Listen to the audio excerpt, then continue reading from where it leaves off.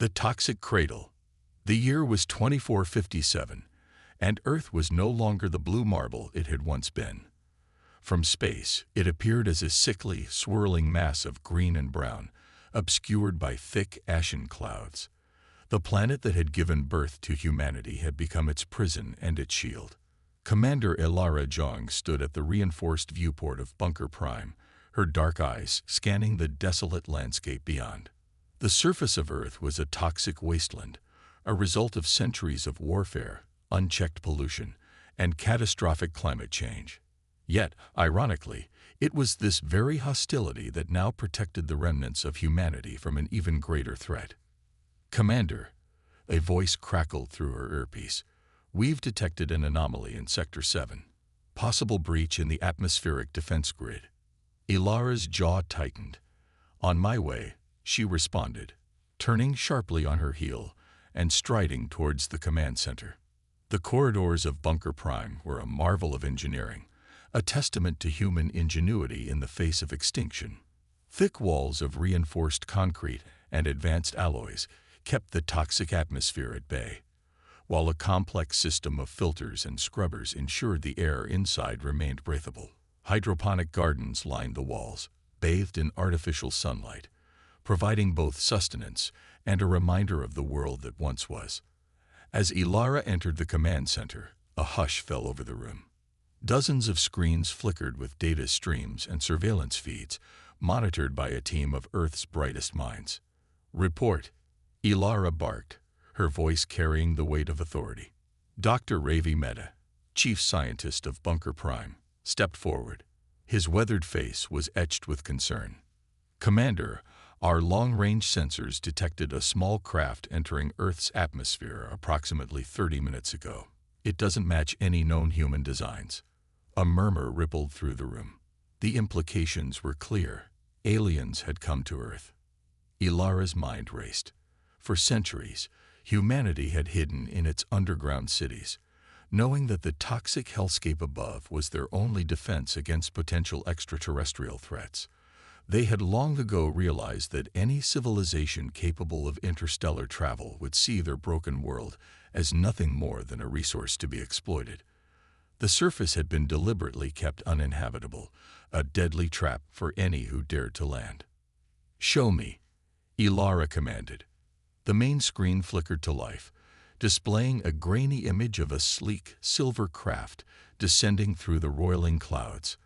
Its design was unlike anything in human records, smooth, almost organic in its curves, with no visible propulsion system. "Where did it land?" Ilara asked, her voice tight with tension. Ravi tapped a few commands into his console. "Sector 7, Quadrant 3. It's in the remains of what used to be the Amazon rainforest." Ilara nodded grimly. "Activate the surface drones. I want eyes on that ship and its occupants immediately." The room burst into action, technicians and officers working in perfect synchronization. Within minutes, a swarm of camouflage drones was deployed from hidden silos across the planet's surface, converging on the alien craft's landing site. As the first images came through, a collective gasp echoed through the command center. The alien ship had landed in a clearing, its silver hull already starting to tarnish in Earth's corrosive atmosphere. But it was the beings emerging from the craft that held everyone's attention. They were tall, easily 7 feet in height, with slender, almost ethereal bodies. Their skin shimmered with an iridescent sheen, and their large, almond-shaped eyes seemed to glow with an inner light. They wore no protective gear, stepping out onto Earth's surface as if they were taking a stroll in a park. "Impossible," Ravi muttered. "The toxicity levels in that area. They should be dead already." Ilara leaned in closer, her eyes narrowing. "Wait for it," she said, her voice barely above a whisper. For a moment, the aliens seemed to revel in their new surroundings, gesturing to each other with long, graceful limbs. Then, almost simultaneously, they froze. Their bodies began to convulse, their shimmering skin blistering and bubbling as if being eaten away by acid. The command center watched in horrified fascination as the aliens collapsed to the ground, their bodies literally dissolving into puddles of glistening goo. In less than a minute, all that remained of the extraterrestrial visitors were steaming pools of unidentifiable liquid seeping into the poisoned earth. Ilara closed her eyes for a moment, a mixture of relief and regret washing over her. The defense had worked, but at what cost? How many more would die before the galaxy learned to leave Earth alone? Dr. Mehta, she said, her voice steady despite the turmoil in her mind. I want a full analysis of those remains. Whatever we can salvage from their ship, bring it in. We need to know who they were and why they came here. As the command center sprang back into action, Ilara turned back to the main screen, now showing the abandoned alien craft slowly sinking into the toxic muck. She couldn't shake the feeling that this was only the beginning. In the depths of space, unbeknownst to the humans hidden beneath Earth's surface, a much larger ship received the last, garbled transmission from the doomed exploration team. The ship's commander, a being of vast intelligence and even greater ambition, processed the information with cold calculation. Earth, it seemed, was not the easy conquest they had anticipated, but neither was it the dead world they had believed it to be. Somewhere on that toxic ball of mud and poison, life persisted. And where there was life, there were resources to be exploited. The alien commander gave the order. The invasion fleet would be assembled. Earth's deadly atmosphere might have claimed its first victims, but the war for the planet's future was just beginning. As night fell over the poisoned world, Ilara Jong stood once more at the viewport of Bunker Prime. She gazed up at the roiling clouds, knowing that somewhere beyond them, humanity's greatest challenge was approaching. The toxic cradle that had protected them for so long was about to become a battlefield. And humanity, against all odds, would have to find a way to survive. Last edited 2 minutes ago, galactic threat. The vast expanse of space shimmered with the cold light of distant stars. Amidst this cosmic tapestry, a massive vessel hung silently, its sleek form dwarfing the planets around it. This was the Nephilim, flagship of the Zarkan Empire, and aboard it, Grand Admiral Xorax seethed with barely contained rage. Xorax's tentacles writhed as he replayed the final moments of the scout team's transmission. The sight of his fellow Zarkans dissolving into puddles of goo on the surface of that accursed planet Earth filled him with a mixture of horror and fury. Impossible, he hissed, his bioluminescent skin pulsing with angry red hues. No natural environment could be so hostile. His second-in-command, Sub-Commander Vexera, approached cautiously. Grand Admiral, the War Council awaits your decision. Xorax turned, his 4 eyes narrowing. This Earth is not the dead rock we believed it to be. Something survives there, something that has turned an entire planet into a weapon. We will not be denied our prize. In the war room of the Nephilim, the highest-ranking officers of the Zarkan fleet gathered around a holographic projection of Earth. The planet's toxic atmosphere swirled ominously even in this miniature representation. Our initial scans show no signs of advanced civilization, reported the chief science officer, Zyler. Yet the atmospheric composition is too unstable to be natural. It's as if the entire planet has been terraformed into a death trap. Xorax slithered to the center of the room, his massive form commanding instant attention. Whatever primitive life remains on that rock has resources we need. The Empire's expansion cannot be halted by a poisoned mudball.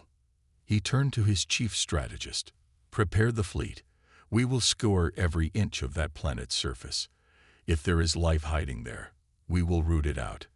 If there are resources to be had, we will take them. As the War Council dispersed to carry out their orders, Xorax remained, staring at the holographic Earth. You may have won the first skirmish, he whispered to the image. But the Zarkan Empire does not know defeat. We will crack you open like the toxic egg you are. Deep beneath the surface of Earth, in the command center of Bunker Prime, Ilara Jong stood before her own council of war. The room was tense, filled with the grim faces of humanity's last leaders. The alien ship we salvaged has given us invaluable data, Dr. Ravi Mehta explained, his holographic display showing schematics of advanced technology. Their faster-than-light drives alone could revolutionize our defenses. General Octavia Reeves, her scared face a testament to surface expeditions past, leaned forward. But at what cost? If we reveal ourselves, we lose our only advantage. Ilara raised a hand, silencing the murmurs that had broken out. We've known this day would come. For centuries, we've prepared, turning our planet into a fortress. Now we must decide. Do we remain hidden and hope our toxic shield holds, or do we take the fight to them? The room erupted into heated debate. Some argued for maintaining their secrecy, relying on Earth's deadly atmosphere to deter any invasion. Others pushed for a more aggressive stance, using the alien technology to launch a preemptive strike. As the arguments raged, Ilara's mind drifted to the billions of souls sleeping in cryostasis deep within the planet's crust. The last remnants of humanity, preserved in the hope of one day reclaiming their world. Every decision made in this room would determine their fate. Enough? Ilara's voice cut through the chaos. We will not cower in the dark any longer. Humanity has survived the nuclear fires, the great plagues, and the climate apocalypse. We will survive this too. She turned to Dr. Mehta. How long until we can integrate the alien tech into our defense systems? Ravi's eyes gleamed with excitement. With round-the-clock work, we could have a prototype ready in 3 months. You have one, Ilara stated firmly. General Reeves, I want every surface defense activated. Drone patrols doubled. If so much as a space pebble enters our atmosphere, I want to know about it. As the council dispersed to carry out her orders, Ilara found herself once again at the viewport, gazing up at the roiling, toxic sky. Somewhere up there, an alien armada was preparing to invade her home. But this time, humanity would not be caught unprepared. Come then, she whispered to the unseen enemy. Come and see what humanity is truly capable of. In the void of space, the Zarkin fleet assembled. Hundreds of ships, from massive dreadnoughts to nimble fighters, formed up around the Nephilim. Grand Admiral Xorax watched with satisfaction as the armada prepared for the assault on Earth. Little did either side know that the coming battle would reshape the galaxy forever. Earth's deadly atmosphere was about to become the backdrop for a war that would determine the fate of 2 civilizations. As both humans and aliens prepared for the conflict ahead, the toxic winds of Earth howled across its scarred surface, carrying with them the promise of a reckoning long overdue. The battle for Earth.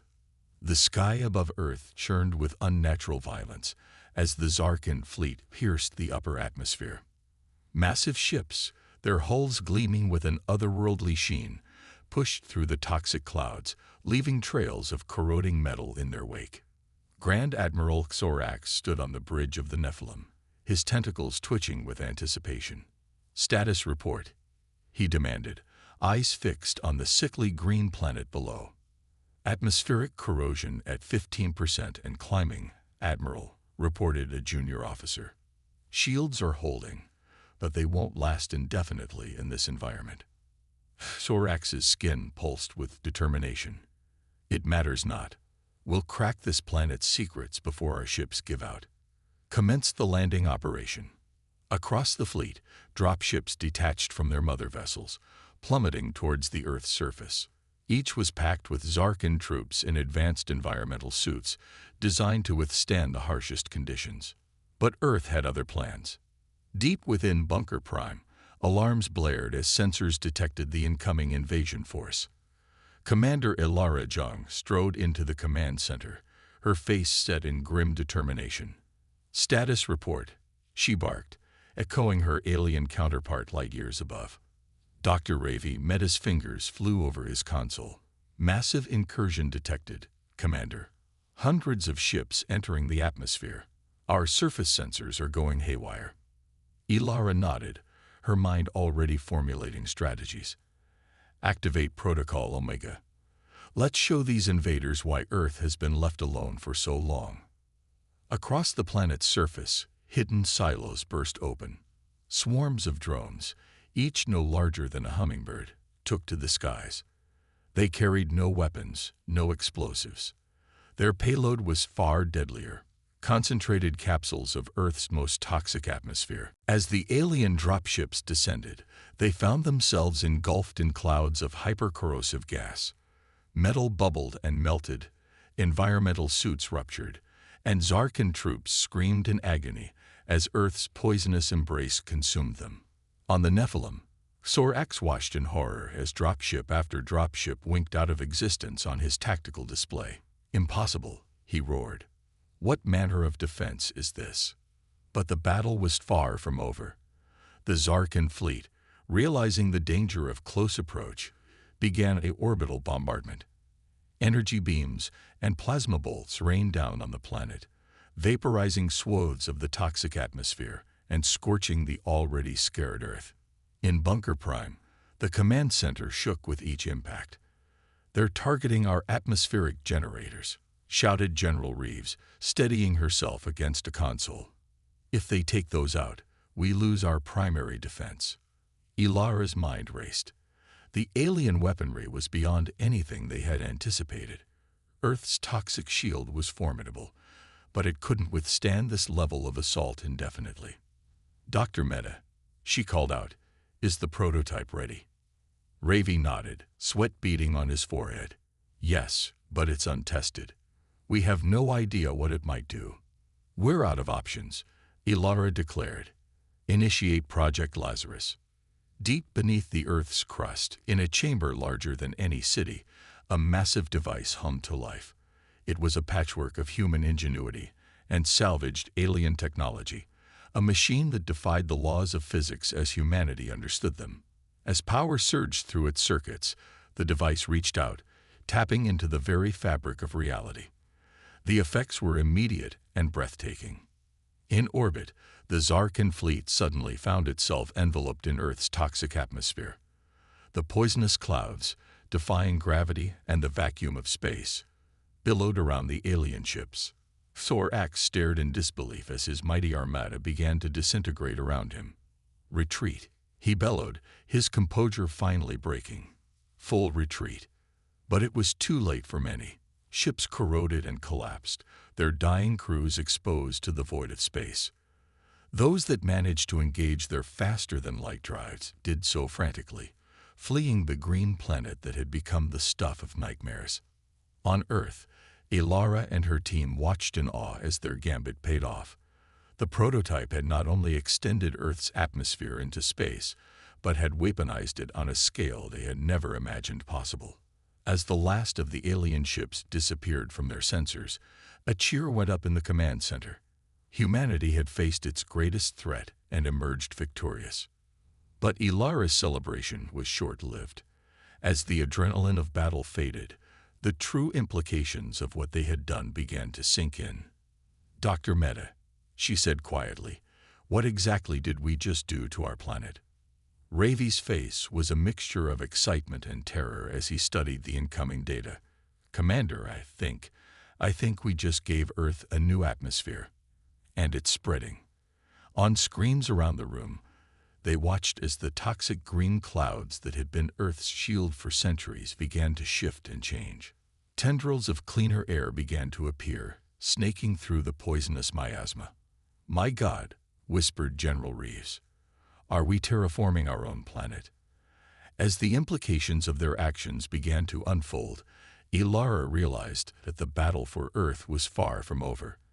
They had repelled the alien invasion, but in doing so, they might have fundamentally altered their world. And somewhere in the depths of space, a battered but unbowed Grand Admiral Sorax nursed his wounds and plotted his revenge. The Zarkan Empire had been humiliated, but they would return.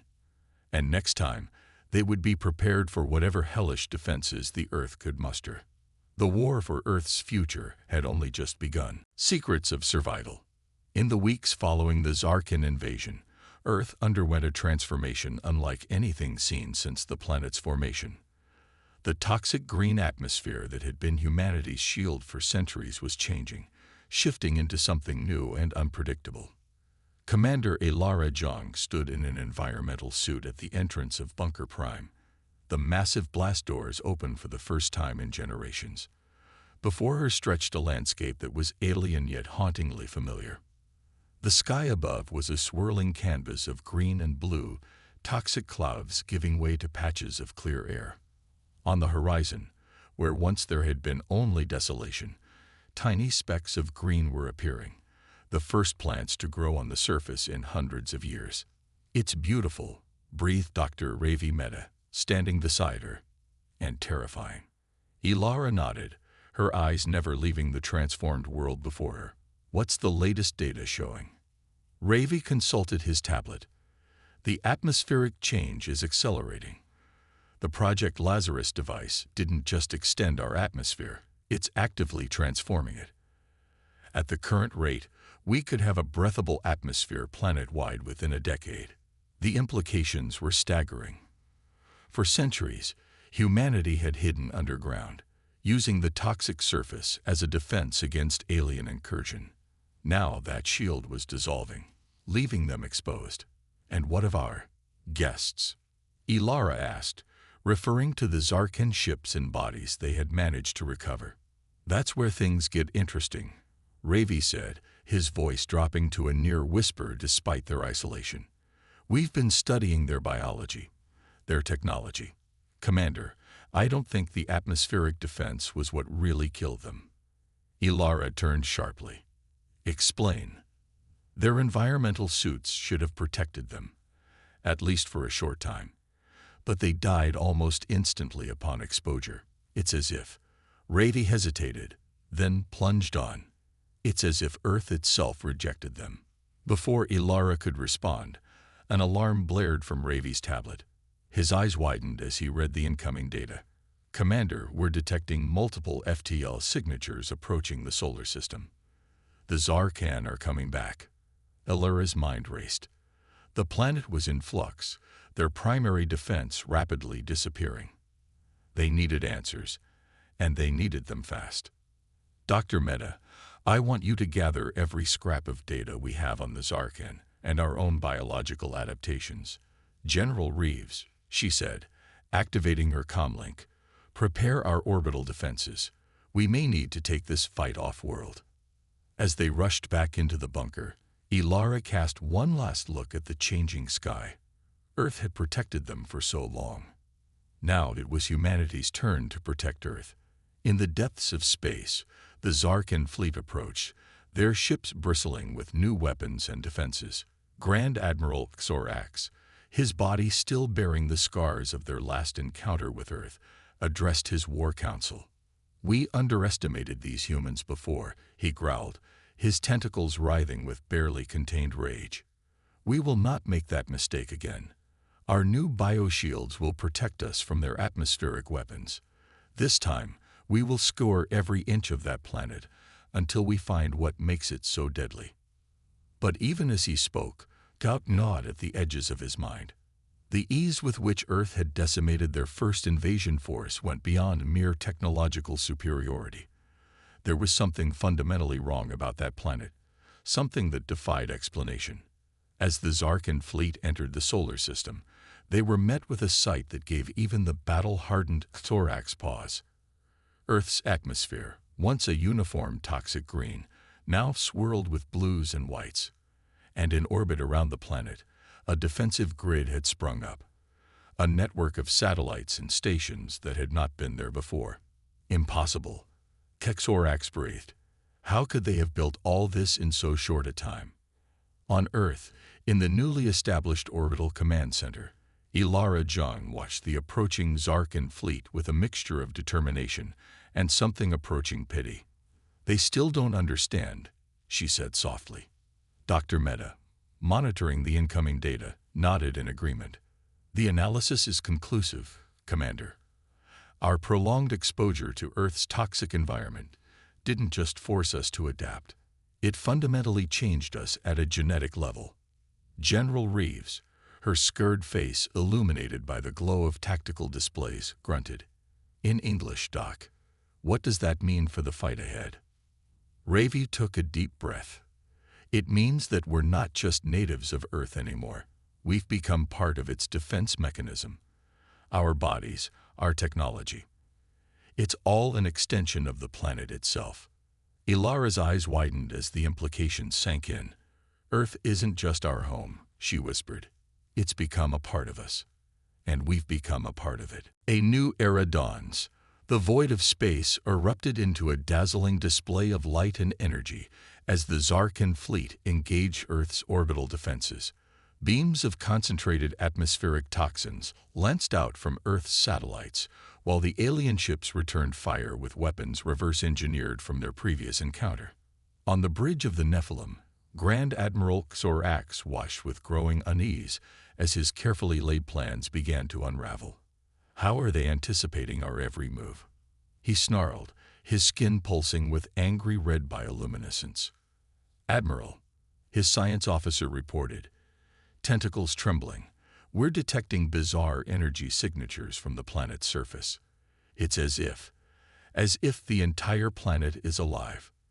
In Earth's orbital command center, Commander Ilara Jong stood at the heart of the battle, her mind connected to the planet's defenses through a neural interface that blurred the lines between human, machine, and planet. They still don't understand, she murmured, her eyes glowing with an otherworldly light. Earth isn't just our home. It's become our symbiote, our partner.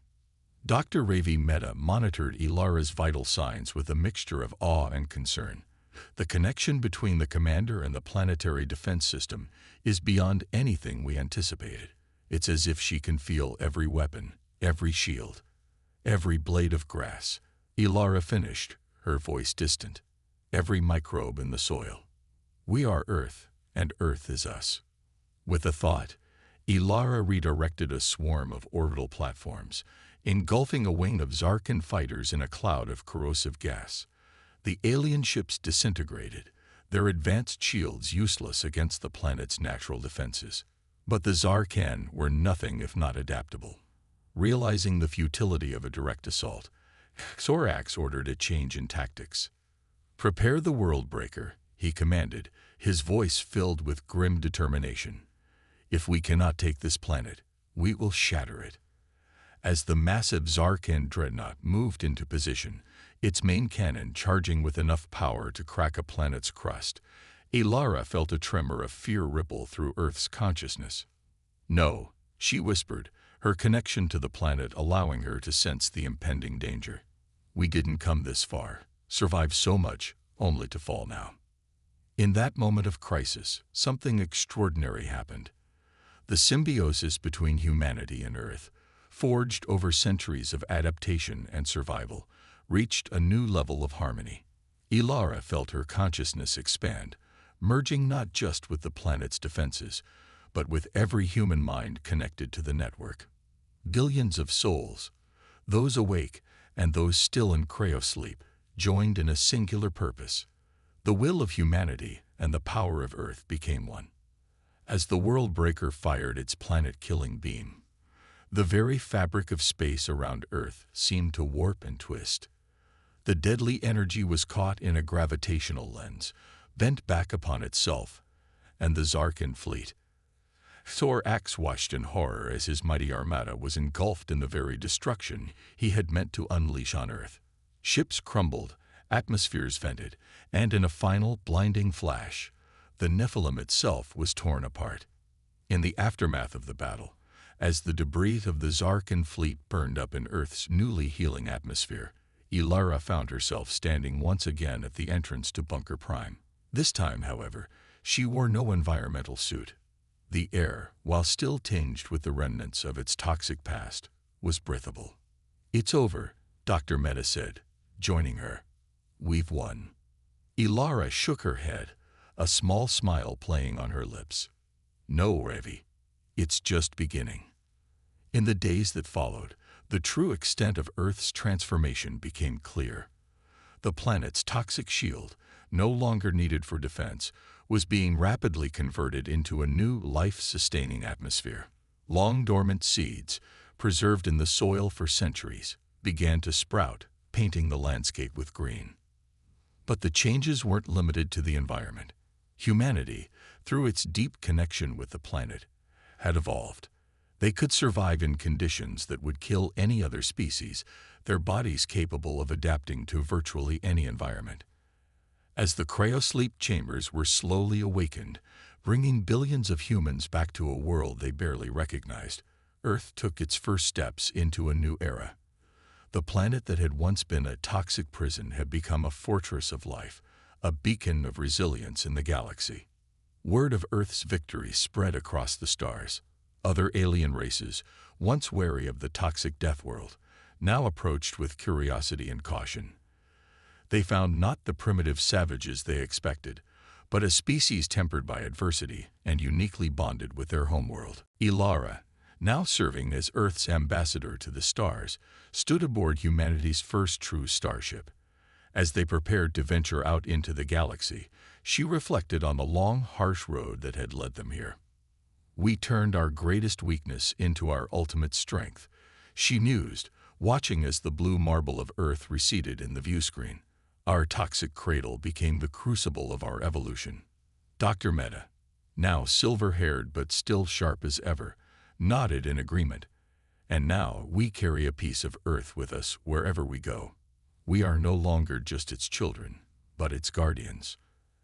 As the ship engaged its faster-than-light drive, propelling humanity into a new chapter of its existence, Earth pulsed with life and energy. The planet that had once been a toxic wasteland now stood as a testament to the indomitable spirit of life itself. The deadly atmosphere that had shielded humanity for so long had given way to something far more powerful, a symbiotic bond between a species and its homeworld, a partnership that would reshape the galaxy in ways yet unimagined. As Earth faded from view, Ilara felt the familiar warmth of the planet's consciousness in her mind. Whatever challenges awaited them in the vast expanse of space, they would face them together, humanity and Earth, no longer separate entities, but two halves of a cosmic whole. The toxic shield was gone, but in its place stood a force far greater, a planet and its people, united in purpose, ready to take their place among the stars.